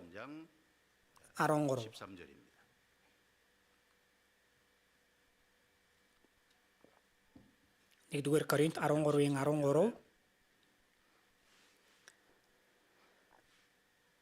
13:13 их алдартай ишлэл тийм ээ. Хамт уншия. Эдүүгээ итгэл, найдвар, хайр гурав үлддэгч хамгийн агуу нь хайр мөн. Хамгийн агуу нь хайр мөн гэсэн байна. За энэ гурав үлддэгч гэж байгаа. Үргэлж байх боловч гэсэн үг. Тэгэхээр аврагдсан хүний дотор үргэлж байх ёстой зүйл байна. Итгэл, найдвар, хайр энэ гурав үргэлж хамт байдаг. Найдвар алдагдаж болохгүй байгааз, итгэл бүдгэрч болохгүй байгааз, хайр алдагдаж болохгүй. Анхны хайрыг хайж болохгүй. Итгэл, найдвар, хайр энэ гурав үргэлж хамт байх боловч Энэ гурваас хамгийн агуу нь хайр мөн. Хайрын зарчмаар үйлдэж байгаа хэрэг байна. Тиймээс 1-р Коринт 16-гийн 14 дээрээс харвал бүх юм чинь хайр дотор хийгдэг. Хайр байна. Хэрв хэн нэгэн нь эзнийг үл хайрлвал тэр хүн хараагдаг. Ефес 6-гийн 24 дээр бидний эзэн Есүс Христийг хувиршгүй хайраар хайрлагч бүхэнд нэгүсэл орших болтугай гэсэн. Хувиршгүй хайраар хайрлах. За тэгэхээр хараарай. Ариун сүнсээр дамжуулан зөвхт байдлын найдварыг тэсэж ядан хүлээлгдэг байна. Ариун сүнсээр дамжуулан хайраар дамжин ажиллаж буй итгэлээр амьдруулдаг байна. Ариун сүнс бидний дотор байж найдварыг маань илүү баяжуулж байдаг. Хайраар дамжин ажилдаг, итгэлээр амьдруулдаг. Өөрөөр итгэл, найдвар, хайр бидний дотор бялхам их байлгадаг байна. Өсгөж өгдөг байна эдгээрийг. Энэ нь ариун сүнсний хийж байгаа ажил байна. Ариун сүнсний удирдлагыг авдаг амьдрал бол итгэл, найдвар, хайр дүүрэн амьдрал байна. За, Галаат 5 дахиад очие. Галаат 5 16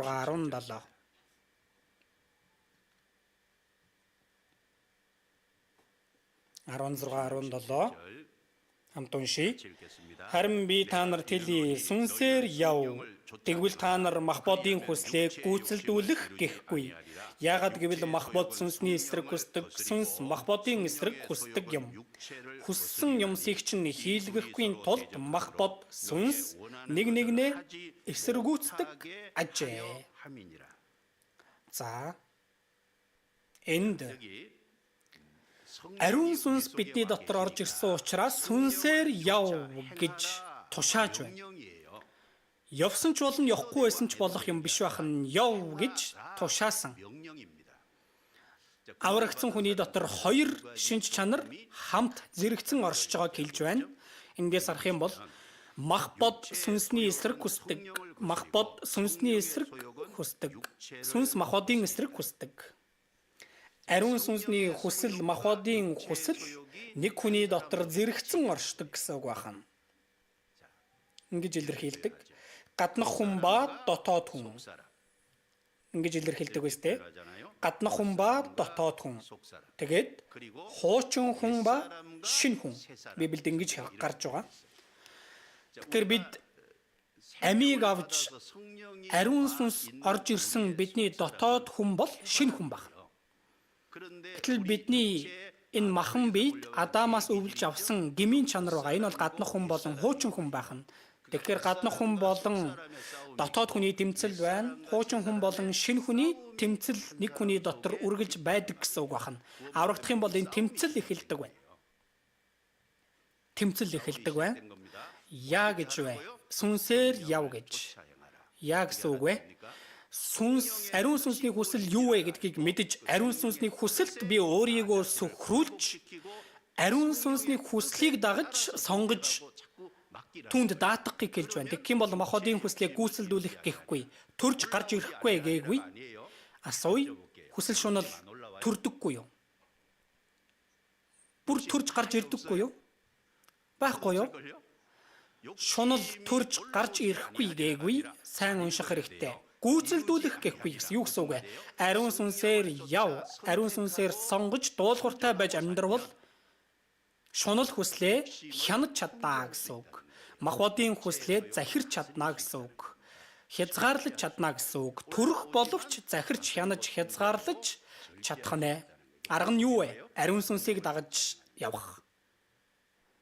Хүмүүсээ ариун сүнс бидний дотор байж Бурхны хүсэл юу болохыг бидэнд таниулдаг. Тэгээд хүслийнхэн дагуу амьдрах хүслийг өгдөг. Тэгээд хүслийг өгөөд зогсохгүй тэгж амьдрах хүчийг нь өгдөг. Тэгээд боддоор тэгж амьдруулдаг байна. Ариун сүнсний хийж байгаа зүйл байна. Тиймээс ариун сүнсэнд өөрийгөө даатгах хэрэгтэй. Сүнсээр яв. Ингэж хэлсэн байна. Аврагдах юм бол гарцаагүй санах ёстой зүйл байна. Гаднах хүн ба дотоод хүн, хуучин хүн ба шинэ хүний тэмцэл байх нэ. Өөр хоорондоо байнга тэмцэж маргалдаж байдаг. Үүнийг санах хэрэгтэй. За өнөөдөр эзний өдөр чуулган руугаа ирэх гэсэн чинь бороо орж байсан тийм ээ. За зарим хүн нь ингэсэн бах. За бороо орж байгаа учраас явдггүй ч юм билүү. Тэгсэн ч гэсэндээ явах ёстой штэ. Би чинь бурхны хүүхэд штэ. Ариун сүнсийг дагаад үйлцсэн биз дээ. Тэгсэн чинь яаж байна? Бялхам их үр дүнд хүрж байгааз. Үргэлж энэ хоёрын тэмцэл дотор байдаг. Энэ агуулга шинэ гэрээн дээр ч их гарч байгаа. Хоёр газраас хайж харъя. Ефес, Галатийн дараагийн ном, Ефес амархан олдох ном руу очие. Ефес 4.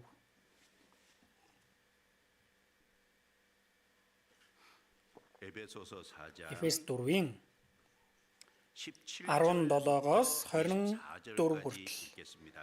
Уншийе. Тиймээс би эзний дотор үүнийг хэлж гэрчлэе. Харийнхан оюун санааны хоосролдоо явдаг шиг та нар цаашид тэгж явж болохгүй. Тэд ухаан бодолдоо харанхуй, мэдлэгийг үл тоомсоролдог, хатуурсан сэтгэл зүрэхтэй учраас Бурхны амнаас хөндөрчээ. Тэд ухаанаа алдаж зүсэн бүрийн бузар булайг шунхайран үлдэхийн тулд тачаангүй байдалд өөрсдийгөө тушаажээ. Харин та нар ийм замаар Христийг сураагүй. Үнэн Есүст байдагчлан та нар үнэхээр түүнийг сонсож түүгээр сургагдсан юм бол. Үнэн Есүст байдагчлан та нар үнэхээр түүнийг сонсож түүгээр сургагдсан юм бол. 22-оос 24 хамт уншийе.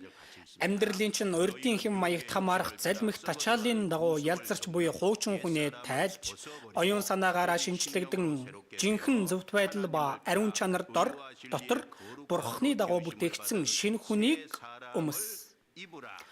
Хуучин хүнээ тайлж, шинэ хүнийг өмс ингэж хэлсэн багц. Тэгэхээр хуучин хүн одоо хүртэл өөрчлөгдөөгүй гэмт чанар байгаа махбодыг хэлж байгаа хан хуучин хүнээ тайлж шинэ хүнийг шинэ намыг авсан тийм ээ. Тэгэхээр шинэ хүнийг бид нар өмсөөд явах, өөрчлөгдөөд амьдрахыг хэлж байгаа хан. Тэгээ бас нэг газраас хайж олъё. Ром 6. Ром 6.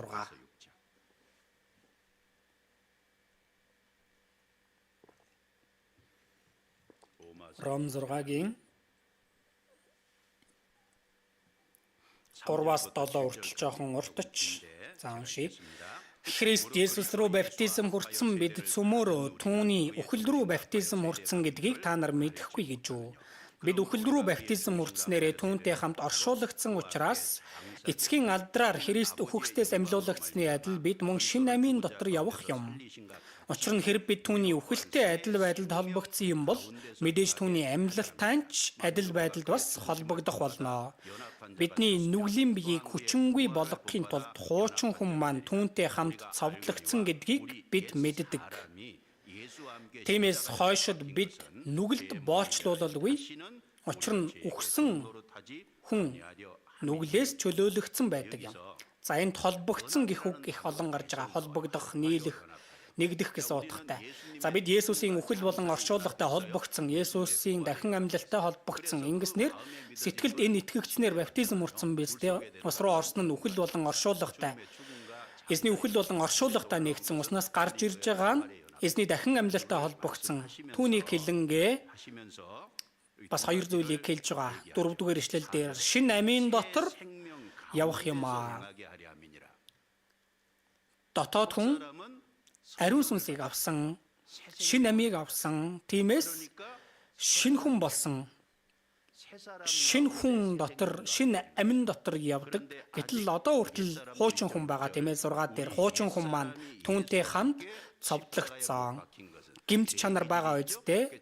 Тиймээс байнга гэм нүгэл хий гэсэн тийм ертөнцийн болон гэм нүгэлтэй холбоотой хүсэл гарч ирж түүнийг дагдаг махбодын хүсэл чанар энэ дотор байдаг. Гаднах хүн, дотоод хүн, хуучин хүн, шинэ хүний тэмцэл байдаг. Яах ёстой вэ? Сүнсээр яв. Тэгвэл та нар махбодын хүслийг гүйцэлдүүлэх гэхгүй. Ингэж хэлсэн байна. Ариун сүнс бидний дотор байж түүнийг ялах хүчийг өгдөг байна. Хүмүүсээ сонголт хийхэд ариун сүнсний хүслийг хайх ёстой. Тэгээд үйлдэхдээ, хийхдээ ариун сүнсний хүсэл дотор би ариун сүнсэнд өөрийгөө даатгаж дуулууртай байх, ариун сүнсэнд захирагдаад үзэх хэрэгтэй. Махбодын хүсэл шунал гарч ирэгч түүнийгээ захирч хянаж удирдах чадна. За Галат дахиад очие. Галат 5:18. 7 нь байна. Удахгүй дууслаа. 18 хамт уншия. Хэрв та нар сүнсээр удирдуулдаг бол хуулийн дор эс байна. Эндээс харвал сүнсээр удирдуулдаг бол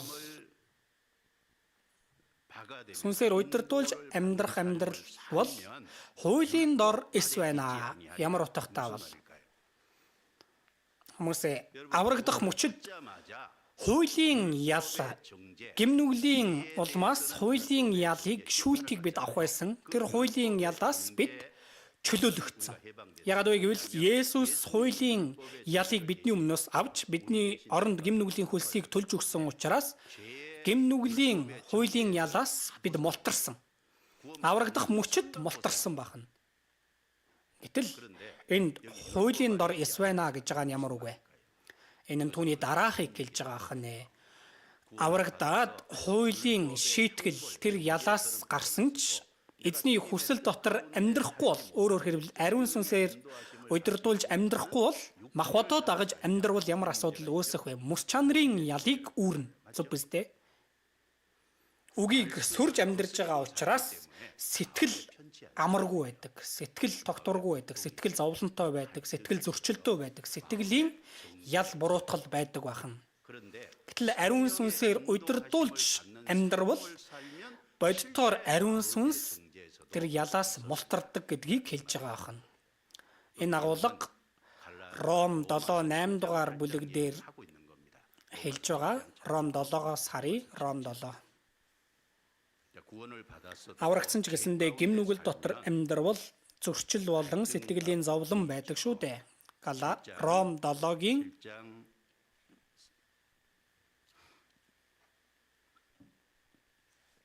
20-оос хэр би өөрийн хүсдэггүй зүйлээ хийж байгаа бол эдүгээ үүнийг үйлдэж байгаа нь би биш, харин миний дотор оршин байгч нүгэл юм. Ингээд сайныг үйлдэхийг хүсдэг миний дотор муу муухай нь байдаг гэсэн хуулийг би олж мэдлээ. Би доторх хүнийхээ хувьд бурхны хуульд баярладаг. Гэвч эрхтнүүдэд минь өөр хууль байдаг бөгөөд тэр нь миний оюун ухааны хуйлтаа дайтаж намайг эрхтнүүдэд минь байдаг нүглийн хуулийн хоригдол болгодог юм байна гэдгийг би харж байна. Хамт уншия. Би юутай хөөрхийлөлтөө хүн бэ? Хэн намайг үхлийн энэ биес ангижруулах вэ? Аврагдсан Паулийн гэрчлэл үсттэй. Аврагдаад зөв амьдрмаар байна. Гэтэл гимнүгэл гарч ирээд байна. Паулийн гэрчлэл байна. Би доторх хүнийхээ хувьд бурхны хуульд баярладаг. Гэвч эрхтнүүдэд минь өөр хууль байдаг бөгөөд тэр нь миний оюун ухааны хуйлтаа дайтаж намайг нүглийн хуулийн хоригдол болгодог учраас би юутай хөөрхийлөлтөө хэмбэ? Хэн намайг үхлийн энэ биеэс ангижруулах вэ? Биеэс гэсэн тамаас биш. Үхлийн энэ биеэс ангижруулах вэ? Энэ агуулга нь Элч Паул аврагсны дараа өөрийн чадлаар, өөрийн хичээл зүтгэлээр гимнүглийг ялах гээд үтсэн ч сайн болохгүй байгаа хан. Тийм учраас яллаж байна. Хуулийн ялаас мултарсан ч гэхдээ сэтгэлийн зовлон байдаг шүү дээ. Ял байдаг байна. Яаж шийдэх вэ? 8-ын 1 дээр тэгэхээр одоо Христ Есүс дотор байгаа хүмүүст ямар ч ял үгүй. Христ Есүс дотор байгаа хүмүүст гэдэг үгийг Кинг Джеймсийн орчуулгаас харах юм бол Христ Есүс дотор байгаа хүн өөрөөр мах бодоор явалгүй сүнсийг дагаж амьдардаг хүн гэж нэмэлтээр тайлбарласан байдаг. Ариун сүнсийг дагаж амьдардаг хүнд эцэст нь ямар ч ял байхгүй. Сэтгэлийн ялаас ч мултрах боломжтой гэсэн. Тиймээс хамт уншия. 2-ыг Христ Есүс доторх амийн сүнсний хууль нь чамайг нүглийн болон үхлийн хуулиас чөлөөлсөн ажээ. Аврагдангууд шүүлт болон там гимнүглээс бүрэн чөлөөлөгддөг тийм ээ. Түүний дараа харин ариун сүнсний удирдлагыг авч ариун сүнсний тусламжаар амьдрахад мөс чанарын ялаас, сэтгэлийн ялаас ч мултардаг байх нэ. Амийн сүнсний хууль нь чамайг нүглийн болон үхлийн хуулиас чөлөөлсөн. амийн сүнсний хууль ажилтг нь чуулган шүү дээ. Сүнс ариун сүнс толгой болж чуулганд байдаг. Би түүнд холбоотой байж амиар тэтгэгдэж амьдрал мөр чанарын ялаас молторох боломжтой байна. Галаат 5:18 дугаар энэ ишлэл нь Ром 7:8 дугаар бүлгийг нэг ишлэлд тайлбарлаж байгаа агуулга байна. За дахиад Галаат ном руугаа буцъя. Галаат 5:22-23 хамт уншия. Харин сүнсний үр жимс бол хайр, баяр баясгалан, амар тайван, төвчээр, инрэл, сайхан сэтгэл, итгэмжит чанар, дүлгүүн зан, өөрийгөө захирах зэрэг юм, эдгээрийн эсрэг хууль гэж байдаггүй. Энд харин сүнсний үр жимс бол сүнсээр явбал, сүнсээр удирдуулж амьдрал яах вэ? Сүнсний үр жимсийг ургуулна гэсэн үг 9 зүйл байгаа тийм ээ. Гэтэл үр жимс гэдэг нь ганц тоон дээр гарч байгаа. Гарцаагүй 9 зүйл байна. Гэтэл ганц тоон дээр үр жимс гэж гарч байгаа. За усан үзмийн багцанд, хонгорцгонд жимснүүд нь бөөн бөөнөөрөө байдаг тийм ээ. Тэгэхээр амархнаар хэлбэл усан үзмийн хонгорцгонд 9 үр жимс байна. Гэхдээ нэг сет, нэг багц гэдгийг хэлж байгаа. Хүмүүсээ 1-р Коринт 12 дээр гарч байгаа ариун сүнсний 9 бэлэг байгаа. Энэ нь зарим хүнд өгөгдөж, зарим хүнд өгөгдөхгүй ч байх боломжтой. Итгэлийн хэмжээнд нь тохируулан авьяас чадварынхан дагуу Бурхан хүмүүрт өөр өөр хэмжээгээр бэлгийг өгдөг. Харин энэ ариун сүнсний 9 үр жимс бол бүх хүний ургуулах ёстой үр жимс байна. Тиймээс 9 үр жимс боловч нэгээр хэлэгдэж байгаа. Ариун сүнсний удирдлага дор амьдрал, удирдуулж амьдрал үр жимс аяндаа ургана. Дотоод үр жимс тийм ээ. За гэхдээ энэ 9 үр жимсийг 3-3-аар нь багцалж үзвэл эхний хайр, баяр баясгалан, амар тайван энэ 3 нь Бурхантай харилцах харилцаанд гаргах ёстой жимс байна. Тэгээд түүний дараа төвчээр, инрэл, сайхан сэтгэл нь хөршүүдтэйгээ харилцах харилцаанд гаргах ёстой үр жимс тийм ээ. Түүний дараа итгэмжит чанар, дүлгүүн зан, өөрийгөө захирах нь хувь хүний дотоодод бүрэлдэх ёстой зан чанар байна. Тиймээс итгэлийн амьдралаар зөв амьдрна гэдэг нь за сайн бодоорой зөвхөн Бурхантай сайхан харилцаатай байгаад болдог юм биш. Бурхантай зөв харилцаатай хүн хөршүүдтэйгээ ч зөв харилцаатай байдаг. Мөн дотоод зан чанар нь ч зөвөр төлөвшдөг. Ийм тэмцвэрийг хадгалах үед л жинхэнэ хэвийн итгэлийн амьдрал, зөв итгэлийн амьдрал гэдэг бахан түүнийг бидэнд зааж байна. Түүний дараа 9-дүгээрт 25-26 хамт уншия. Тиймээс хэрэг бид сүнс дотор амьд байгаа бол мөн сүнс дотор явцгаая. Бид нэг нэгнээ өдөөн сөрөхгүй, өөр зураа атаархан сайрхахгүй байцгаая. Энд хэрэг бид сүнс дотор амьд байгаа бол ариун сүнс ирсэн биз дээ. Ойлгомжтой бид ариун сүнсээр удирдуулж амьдрах ёстой. Тэгэх юм бол сүнс дотор явцгаая. Явцгаая гэж байгаа нь шууд чигээрээ тасралтгүй урагшлагыг хэлж байгаа ахна. Ариун сүнс дотроос удирддаг амьдрал нь тасралтгүйгээр ариун сүнсний хүсэл дуулууртай амьдрахыг хэлж байгаа. Тэгээд идэвхтэйгээр ариун сүнсний хүсэл дуулууртай байхыг зааж хэлж байгаа. Бид ариун сүнсний удирдлагыг бид авбал ариун сүнсээр үйлдэж амьдрах ёстой, идэвхтэй байх ёстой, үргэлжилсэн байх ёстой байна. Ийм амьдралаар амьдрах юм бол нэг нэгнээ өдөөн сөрөхгүй, өөр зураа атаархан сайрхахгүй байцгаая. Сайрхал буюу хэрэггүй алдар нэрийг хайх биш. Ямар алдрыг эрэлхийлэх вэ? Бурхны алдар сууг ирж хайсан амьдралаар амьдрах нь байна. Тэгээд 10 дугаарт нь байна. 6 дугаар бүлгийн Галаат 7:8-ыг хамт уншия. Бүүм эхлэгд Бурхан элэг дог болохгүй. Учир нь хүн юу тарснаа л хурааж авдаг. Мах боддоо таригч нь мах бодоосоо ялзралыг хурааж авна. Сүнсэнд таригч нь сүнснээс мөн хамийг хурааж авна. Мөн хамийг хурааж авна. Хүн юу тарснаа л хурааж авдаг гэсэн багц. Бүү мэхлэгд гэсэн байна. Тэгээд Бурхан элэг дог болохгүй. Бурхан дог тохоо болохгүй гэсэн үг. Бурхан хүний өмнө элэг дог болох уу? За хараарай. Мах бодын төлөө тарж сүнсний зүйлийг хураана гэвэл энэ нь бурхныг доогтохуу хийж буй хэрэг. Бурхныг хөнгөн тооцож байна.